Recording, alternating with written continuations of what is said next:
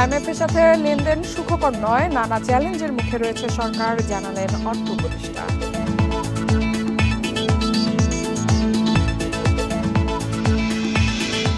বাজেটে মূল অগ্রাধিকার মূল্যস্ফীতি নিয়ন্ত্রণ, খাদ্য নিরাপত্তা নিশ্চিতের তাগিদ বিশ্লেষকদের। এই ঈদে জামা জুতো অ্যাক্সেসরিজের ডিসকাউন্ট। সবাইকে আমন্ত্রণ অর্থনীতি সারাদিনে, আপনাদের সাথে আছি ইফাতারা। শুনছিলেন শিরোনাম, এবারে জানাবো বিস্তারিত। অর্থ উপদেষ্টা ডক্টর সালেহ উদ্দিন আহমেদ বলেছেন, আইএমএফের সাথে লেনদেন সুখকর নয়, তবে তাদের চাপিয়ে দেয়া কিছু নেয়নি সরকার। তিনি বলেন, জুলাই অভ্যুত্থানের পরবর্তী 9 মাসে অর্থনীতি অনেকটা ঘুরে দাঁড়ালেও এখনও সরকার চ্যালেঞ্জের সম্মুখীন। শুক্রবার সকালে রাজধানীর ঢাকা রেসিডেন্সিয়াল মডেল কলেজে বাংলাদেশ ইকোনমিক্স অলিম্পিয়াড 2025 অনুষ্ঠানে তিনি এসব কথা বলেন। আওয়ামী লীগ সরকার পতনের পর অন্তর্বর্তী সরকার দায়িত্ব নেয় ঘুরে দাঁড়াতে শুরু করে দেশের অর্থনীতি, সুশাসন ফিরতে শুরু করে দেশের ব্যাংকিং খাতে, নতুন করে আশার আলো দেখেন বিনিয়োগকারীরা। তবে এখনও অনেক চ্যালেঞ্জ রয়েছে। ইকোনমিক্স অলিম্পিয়াডের অনুষ্ঠানেও সেই চ্যালেঞ্জের বিষয় উঠে এসেছে। ব্যাংকাররা জানান, ব্যাংকে নতুন প্রশাসক বসানো ভালো উদ্যোগ, তবে রাজনৈতিক অনিশ্চয়তায় আবারও সবকিছুকে ঝুঁকিতে ফেলবে আশঙ্কা তাদের। এরা যে রেটে আমাদেরকে ডলার দেয় সেই রেটটা আবার বেড়ে যাবে, সেই রেটটা বেড়ে গেলে আবার আমদানিকারকের উপরেই কিন্তু আলটিমেটলি গিয়ে তার চাপটা বাড়বে। সো এই অনিশ্চয়তার মধ্যেও আই মাস্ট সে একটা মিক্সড প্রোগ্রেস আমরা দেখছি। এ সময় সিপিডির নির্বাহী পরিচালক ফাহমিদা খাতুন বলেন, রাজনৈতিক দলগুলো ক্ষমতায় গিয়ে নিজেদের স্বার্থে নীতি নির্ধারণ করেন, যে কারণে পিছিয়ে যাচ্ছে সমাজ। আমাদের অর্থনীতির আকার বেড়েছে, মাথাপিছু আয় বেড়েছে, এবং তার পাশাপাশি যে সামাজিক উন্নয়নের সূচক, আমাদের লাইফ এক্সপেক্টেন্সি, এই সব কিছুতে আমাদের বেশ কয়েকটা সূচকে আমরা খুব ভালো অগ্রগতি করতে পেরেছি। কিন্তু সেটা আবার অর্থনীতির যে উন্নতি হয়েছে তার সাথে যে সবসময় খুব সামঞ্জস্যপূর্ণভাবে হয়েছে তা না। অলিম্পিয়াডে অর্থ উপদেষ্টা বলেন, আইএমএফ এর সাথে লেনদেন সুখকর নয়, তবে তাদের চাপিয়ে দেয়া কিছু নেওয়া হয়নি। অনেকেই ট্যাক্স কমিয়ে দিতে অনুরোধ করেন, কিন্তু দেশের কথা কেউ ভাবে না। সম্পদ, দেশের সম্পদ বাইরের থেকে আমরা দেখছেন তো আইএমএফ ওয়ার্ল্ড ব্যাংকের কত কিছু কথাবার্তা বলে ফেলে, সেটা যদি একবার সুখকর না, এটা সাব অপটিমাল সলিউশন আমরা দিয়েছি, সেটা হয়তো পারি না, আবার ওরা যেটা করতে ছিল সেটা চাপিয়ে দিতে পারি না, আমরা একটা সলিউশন আসি। অর্থনীতি অলিম্পিয়াডে অংশগ্রহণের জন্য সারা দেশ থেকে 20,000-এর বেশি শিক্ষার্থী অংশগ্রহণ করে। এদের মধ্যে বিজয়ী 5 জন আজারবাইজানের বাকুতে আন্তর্জাতিক অর্থনীতি অলিম্পিয়াডে অংশ নিবে। ইফাতারা, ইন্ডিপেন্ডেন্ট নিউজ। 2024 সালের ডিসেম্বর শেষে দেশের বৈদেশিক ঋণের পরিমাণ বেড়ে দাঁড়িয়েছে $103 বিলিয়ন। 2016-17 অর্থ বছরে যা ছিল $51 বিলিয়ন, অর্থাৎ 7 বছরে এই ঋণ বেড়েছে দ্বিগুণের বেশি। পরিসংখ্যান ব্যুরোর তথ্য মতে এই সময় সরকারি খাতের ঋণ বেড়েছে 6.3%, বেসরকারি খাতে তা 5.3%। কেন্দ্রীয় ব্যাংকের সবশেষ তথ্য মতে 2024 সালের মোট ঋণের $84 বিলিয়ন নিয়েছে সরকার, বাকি $19 বিলিয়ন নিয়েছে বেসরকারি খাত। এদিকে 2027 সালের মধ্যে বৈদেশিক ঋণের সুদ পরিশোধ 65% বৃদ্ধি পাবে। ফলে ঋণ নেওয়ার এই গতি অব্যাহত থাকলে অর্থনীতি চাপের মুখে পড়তে পারে বলেও ধারণা বিশ্লেষকদের। অন্যদিকে এলডিসি উত্তোলন হলে ঋণের সুদের ছাড়ও কমে যাবে, তাই বৈদেশিক ঋণ নেওয়ার ক্ষেত্রে আরও সচেতন হওয়ার পরামর্শ তাদের। এবার থাকছে আসন্ন বাজেট নিয়ে বিশেষ প্রতিবেদন।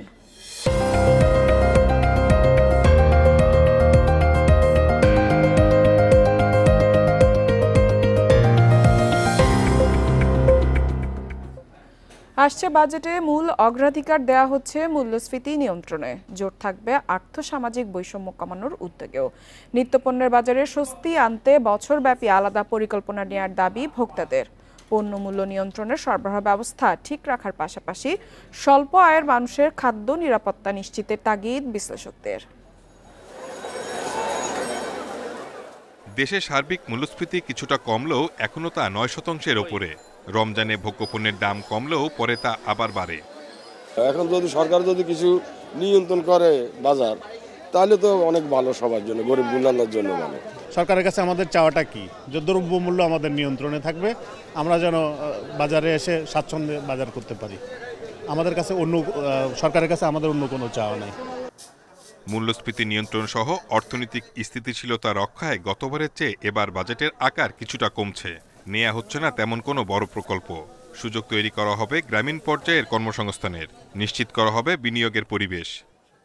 আমরা যদি সব কিছুর দাম কমিয়ে রাখতে চাই, জ্বালানির দাম কমিয়ে রাখতে চাই, বিদ্যুতের দাম কমিয়ে রাখতে চাই, তাহলে ভর্তুকি দিতে হবে। ভর্তুকি দিতে হলে আমাদের সামাজিক সুরক্ষায় যেটুকু ব্যয় করার কথা আরও বেশি ব্যয় করতে পারবো না। এই যে অর্থনীতির মানেই হলো তা এক জায়গায় ভালো করতে গেলে আরেক জায়গায় ছাড় দিতে হয়। অর্থ মন্ত্রণালয় থেকে আগামী বাজেটে মূল্যস্ফীতি 6.5% নামিয়ে আনার কথা বলা হলেও তা বড় চ্যালেঞ্জ হবে মনে করছেন বিশেষজ্ঞরা। সাধারণ মানুষকে স্বস্তি দিতে সামাজিক নিরাপত্তা কর্মসূচির আওতা ও ব্যয় বাড়ানোর পরামর্শ তাদের। কিভাবে আমি মূল্যস্ফীতির চাপ কম রাখবো সেটা করতে হলে আমার ব্যয় সংকোচন করতে হবে। তবে আরেকটা কথা যে কতখানি ব্যয় সংকোচন করব, ব্যয়, কারণ এটার সাথে আবার অর্থনৈতিক প্রবৃদ্ধি, কর্মসংস্থান জড়িত রয়েছে। এখন তবে এই বছরে আমি মনে করি যে খুব একটা উচ্চ প্রবৃদ্ধির কথা আশা করে লাভ নাই, প্রবৃদ্ধির কথা আমাদের ভুলে যেতে হবে। বাজেটে মূল্যস্ফীতি নিয়ন্ত্রণের পাশাপাশি সামগ্রিক রাজস্ব বাড়ানোর তাগিদ অর্থনীতিবিদদের। Shahid Ahmed, independent news, Dhaka. পাল্টাপাল্টি বাণিজ্য নিষেধাজ্ঞায় ভারত বাংলাদেশ দুদেশই ক্ষতিগ্রস্ত হচ্ছে। তাই আলোচনার মাধ্যমে সমস্যা সমাধানের পরামর্শ বিশ্লেষকদের। অর্থনীতিবিদরা বলছেন, বাণিজ্য সুবিধা ব্যাহত হলে শুধু ব্যবসায়ীরাই নয়, ক্ষতিগ্রস্ত হবে দুদেশের জনগণ। তবে বাংলাদেশে নির্বাচিত সরকার এলে সম্পর্ক অনেকটাই স্বাভাবিক হতে পারে বলে মত আন্তর্জাতিক সম্পর্ক বিশ্লেষকদের। বাংলাদেশে রাজনৈতিক পট পরিবর্তনের পর ঢাকা দিল্লি সম্পর্কের টানাপোড়েন শুরু হয়। পণ্য রপ্তানিতে ভারতের ট্রান্সশিপমেন্ট সুবিধা বাতিলের পরপরই স্থলবন্দর দিয়ে ভারতীয় সুতা আমদানিতে নিষেধাজ্ঞা দেয় বাংলাদেশ।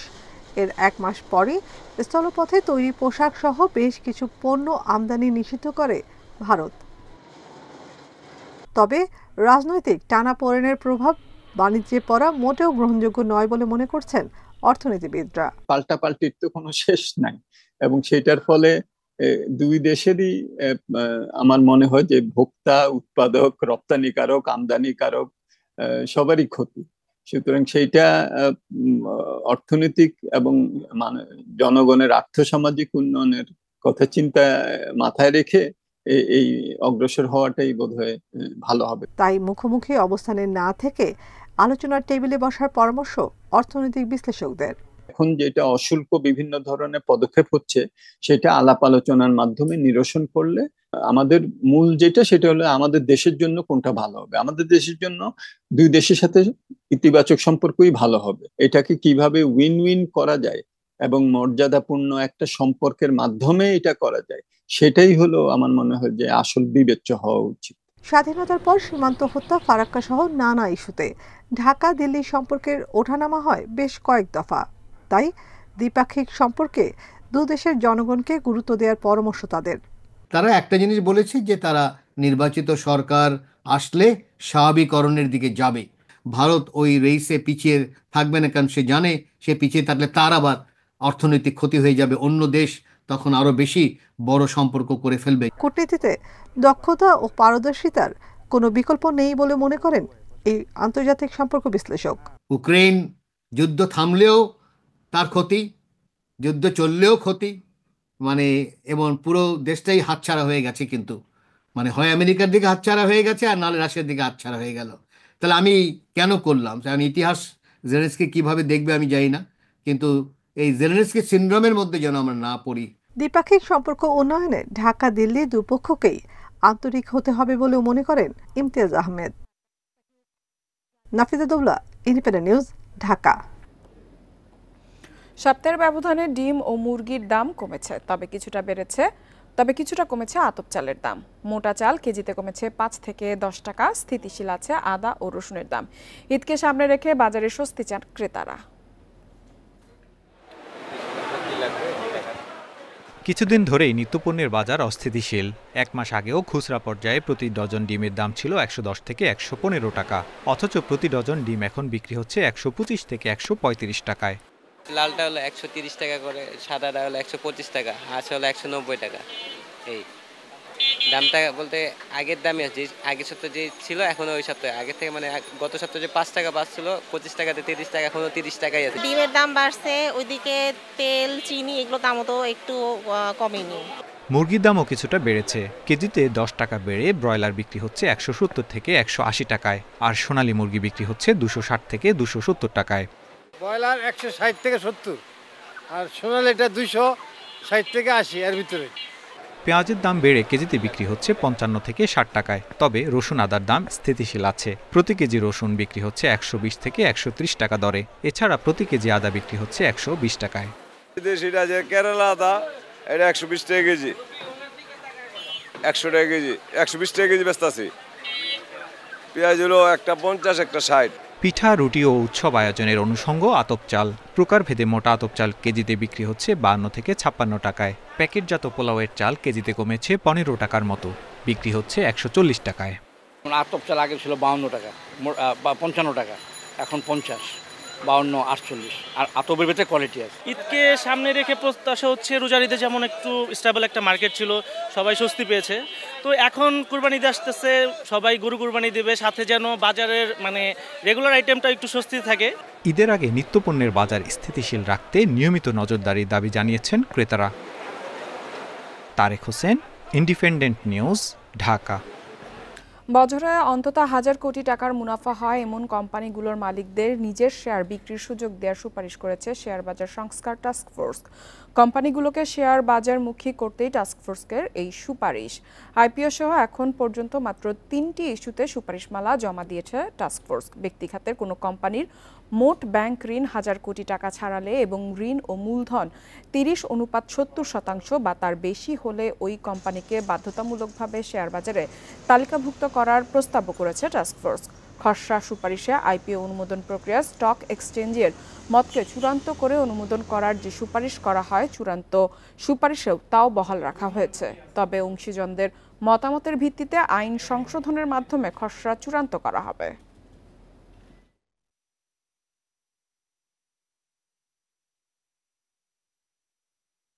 কোরবানির ঈদ সামনে রেখে হাটে গরু বিক্রির পাশাপাশি অনলাইনেও বেচাকেনা জমজমাট। কাটছে ব্যস্ত সময় খামারিদের। তারা বলছেন এবার মাঝারি আকারে গরুর চাহিদা বেশি, তবে পশু খাদ্যের দাম বাড়ায় লাভ নিয়ে শঙ্কায় খামারি ব্যবসায়ীরা। কোরবানির ঈদকে সামনে রেখে এবার কুষ্টিয়ায় প্রস্তুত 2 লাখ পশু। গত 2 বছর খামারিরা লোকসানে পড়লেও এবছর তা কাটিয়ে ওঠার আশা করছেন। গরু লালন পালন করছেন সম্পূর্ণ প্রাকৃতিক পদ্ধতিতে। ছাল, গোড়া, ফেসারি, ধানের গোড়া, চিকন ছাল, মোটা ভুসি, বিচুলি ঘাস এগুলোই খাওয়াই। পথে যাচ্ছে মানে আমার ভয় দেখায়, এই নিরাপত্তা মান নাই। আমাদের কুষ্টিয়ার চাহিদা পূরণ করে প্রতি বছরের নয় এ বছরও বাংলাদেশের অন্যান্য জায়গাতে আমরা অতিরিক্ত গবাদি পশু আমরা সরবরাহ করতে পারবো। দক্ষিণ পশ্চিমাঞ্চলের সবচেয়ে বড় পশুর হাট মেহেরপুরের বামুন্দি নিশিপুর। এখান থেকে গরু কিনতে দেশের নানা প্রান্ত থেকে আসছেন ব্যবসায়ীরা। প্রচুর গরু আমদানি হয়, আমরা প্রতি বছরই আসি গরু কিনি। যশোরের শার্শা ও বেনাপোলে পশু খামারিদের কাটছে ব্যস্ত সময়, তবে গোখাদ্যের দাম বাড়ায় লাভ নিয়ে শঙ্কায় তারা। দানাদার খাদ্যের দাম হিসেবে গরুতে লাভবান হতে পারবো কিনা তা আশা করতে পারছি না। ময়মনসিংহে খামারের পাশাপাশি অনলাইনে শুরু হয়েছে পশু কেনা বেচা। এবছর মাঝারি আকারের গরুর চাহিদা বেশি বলছেন খামারিরা। আমাদের 30টা থেকে 6টা গরু ঢাকা সেল হয়ে গেছে, আরও রেসপন্স আসতেছে আলহামদুলিল্লাহ। পশু লালন পালন ও চিকিৎসা সহ নানা পরামর্শ দিচ্ছেন প্রাণী সম্পদ কর্মকর্তারা। বিভিন্ন উপজেলা ওয়াইজ আমাদের গবাদি পশুর খামারের গরুর তথ্য, তার মোবাইল খামারের মালিকের মোবাইল নাম্বার সহ সকল তথ্য দেওয়া আছে। যারা অনলাইনে ক্রয় করতে চান তারা সেই ওয়েবসাইটে ঢুকে সেখান থেকেও তারা খামারির সাথে যোগাযোগের সাপেক্ষে আমাদের এই গবাদি পশু ক্রয় করতে পারবেন। অনলাইন ছাড়াও জেলায় 152টি স্থায়ী অস্থায়ী কোরবানির পশুর হাট বসবে। হাটগুলোতে চিকিৎসা সেবায় কাজ করবে 52টি মেডিকেল টিম। সোহেলি জাহান, ইন্ডিপেন্ডেন্ট নিউজ। এদিকে কোরবানির ঈদকে সামনে রেখে নাটোরের চক বৈদ্যনাথ আরও ধুয়ে মুছে রং করে প্রস্তুত করছেন ব্যবসায়ীরা। তবে লবণের দাম বৃদ্ধি ও বকেয়া টাকা পাওয়া নিয়ে সংশয় থাকলেও এবার ভালো বেচা কেনার আশা করছেন তারা। নাটোর শহরতলির চক বৈদ্যনাথ এলাকার চামড়ার আড়ত, দেশের দ্বিতীয় বৃহত্তম এই আড়তে রাজশাহী, কুষ্টিয়া, মেহেরপুর সহ অন্তত 40 জেলার চামড়া সংগ্রহ করেন ব্যবসায়ীরা। কোরবানির ঈদকে সামনে রেখে চলছে লবণ সংরক্ষণ, শ্রমিক ঠিক করা সহ প্রয়োজনীয় প্রস্তুতি। এবার ঈদে 60 ভাগ চামড়া ট্যানারিতে সরবরাহের লক্ষ্য আড়তদারদের। আড়তে যত আগের চামড়া ছিল আমরা ঈদের আগে সব বিক্রি করে দিচ্ছি এবং ঘরের কিছু সংস্কার, আড়তের কিছু সংস্কার হয়, আপনার যেমন রং করা, প্লাস্টার করা, এগুলো আমরা স্বতঃস্ফূর্তভাবে করছি। লবণ থেকে শুরু করে লেবার থেকে শুরু করে সম্পূর্ণ প্রস্তুতি গ্রহণ করেছি এবং এটা গরিব দুঃখীর হক, গরিব দুঃখীর যেন ন্যায্য দাম পায় এটাই আমরা আশা করি। ঈদের আগে বস্তা প্রতি লবণের দাম বেড়েছে 250 টাকা, যার প্রভাব পড়বে চামড়ার দামে। এছাড়া ট্যানারি মালিকদের কাছে আগের পাওনা টাকা পাওয়া নিয়েও চিন্তিত তারা। লবণের দাম ছিল গত 15-20 দিন আগে 730, 40, 50 টাকা বস্তা, সেই লবণ হঠাৎ করে 1000 টাকা পার হয়ে গেছে। চামড়া পাচার রোধে প্রশাসনের পক্ষ থেকে নজরদারি বাড়ানোর আহ্বান জানিয়েছে ব্যবসায়ী সমিতি। পাশাপাশি ঈদের দিনই আড়তে চামড়া নিয়ে আসার পরামর্শ ব্যবসায়ীদের। একটু নজরদার রাখবেন যাতে আমাদের ঈদুল আজহার কাঁচা চামড়া যাতে পার্শ্ববর্তী দেশে পাচার না হয়, কেননা আমাদের দেশের চামড়া বিশ্বের মধ্যে উন্নত মানের। এই চামড়াটা বিশেষ করে প্রতিবেশী রাষ্ট্র চায়, তারা নিতে পারলে তাদের লাভ। গত বছর 2.5 লাখ পিস গরু, 2.5 লাখ ছাগল, 50,000 ভেড়া ও 10,000 পিস মহিষের চামড়া সংগ্রহ করা হয় এই আড়তে। এবার তা ছাড়িয়ে যাওয়ার আশা ব্যবসায়ীদের। Independent news. অর্থনীতি সারাদিনে এই ছিল আজকের আয়োজন। ইন্ডিপেন্ডেন্ট টেলিভিশনের সব খবর আরও জানতে চোখ রাখুন ফেসবুক, ইউটিউব এবং এক্সে। আমন্ত্রণ আমাদের পরবর্তী সংবাদ।